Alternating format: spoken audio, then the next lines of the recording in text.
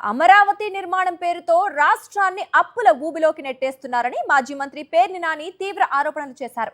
రాజధాని నిర్మాణ వ్యయం, రైతుల ప్రయోజనాలు, ప్రభుత్వ పనితీరుపై పలు ప్రశ్నలు సంధించారు. తాడేపల్లిలో మీడియాతో మాట్లాడిన ఆయన ప్రభుత్వం ప్రజలకు సమాధానం చెప్పాలని డిమాండ్ చేశారు. రాజధాని రైతుల కష్టాలు తెలుసుకునేందుకు తప్పకుండా మరోసారి రాజధానికి వెళతామని, దీనిపై తగ్గేదే లేదని మరోసారి స్పష్టం చేశారు పేర్ని నాని. అమరావతిని అప్పుల కుప్పగా మార్చేస్తున్నారని మాజీ మంత్రి పేర్ని నాని విమర్శించారు. రాజధాని నిర్మాణం కోసం 50,000 కోట్ల అప్పులు తెచ్చారని, ఆ మొత్తంతో ప్రభుత్వ కార్యాలయాలే కడితే రైతులకు ఏమి మిగులుతుందని ప్రశ్నించారు. అమరావతి ఎప్పుడు పూర్తవుతుందో, మొత్తం అప్పు ఎంత అవుతుందో ప్రభుత్వం చెప్పడం లేదని ఆరోపించారు. భూములు ఇచ్చిన అమరావతి రైతులను ముఖ్యమంత్రి చంద్రబాబు నిట్ట నిలువునా ముంచేశారని పేర్ని నాని అన్నారు. రాజధానిలో పేదలకు గత ప్రభుత్వం ఇచ్చిన 50,000 ఇళ్ల పట్టాలను రద్దు చేశారని, ప్రజలు లేకుండా రాజధాని నిర్మాణం ఎందుకని ప్రశ్నించారు. అమరావతి పేరుతో అవినీతి, భారీ అప్పులు చేస్తున్నారని ఆరోపించారు. అమరావతి రైతుల ఆహ్వానం మేరకు వారిని కలిసేందుకు వెళ్లిన వైఎస్సార్సీపీ నేతలపై టీడీపీ గూండాలు దాడి చేసిన ఘటనను ప్రస్తావించిన పేర్ని నాని, కూటమి నేతలు నీచపు రాజకీయాలు చేస్తున్నారని విమర్శించారు.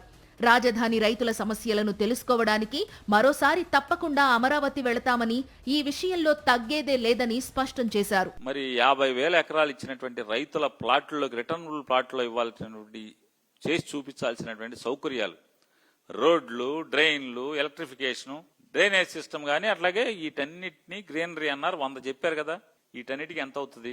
ఇంకా 50,000 ఎకరాలు కావాలంటున్నారు నారా చంద్రబాబు నాయుడు గారు. ఇప్పుడు ఒక్క రైతుకి ప్లాట్లు వెనక్కి ఇవ్వలేదు, ప్లాట్లకి సౌకర్యాలు కల్పించలేదు, ఎప్పుడు అవుతాయో చెప్పే నాదుడు లేడు, ప్రజల మీద భారం ఉండదన్నారు. ఇది ఒక సెల్ఫ్ ఫైనాన్స్ రాజధాని అన్నారు. లోకేష్ గారు ఒక గ్యాంగ్స్టర్ అయితే, ఆయనకు ఉన్నటువంటి గ్యాంగుల్లో ఉన్న వాళ్ళందరికీ కూడా ఒక్కడికి సెంటు భూమి లేకపోయినా అక్కడ రిటర్నబుల్ ప్లాట్స్ వచ్చినాయి. ఎలా వచ్చినాయి? రైతులు ఇవాళ అదే బాధపడతా చెప్తున్నారు. యూట్యూబర్ రావణ్ అరెస్ట్ విషయంలో పోలీసులు చట్టవిరుద్ధంగా వ్యవహరిస్తున్నారని పేర్ని నాని విమర్శించారు. సోషల్ మీడియా గొంతు నొక్కే ప్రయత్నాలు జరుగుతున్నాయని ఆరోపించారు.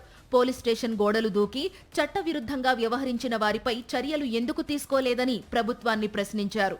ప్రశ్న అనేటువంటి ఒక యూట్యూబర్ రావణ్ గారిని తీసుకుందాం, సంఘటన తీసుకుందాం. ఏంటి మీరు చేస్తున్నది?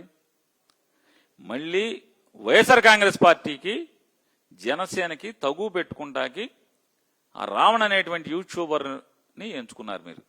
పావు కింద కాపులు జనసామర్థ్యం ఎక్కడ ఎక్కువ ఉంటే అక్కడ మాత్రమే మీరు పోలీస్ స్టేషన్లో కేసు పెట్టిస్తున్నారు.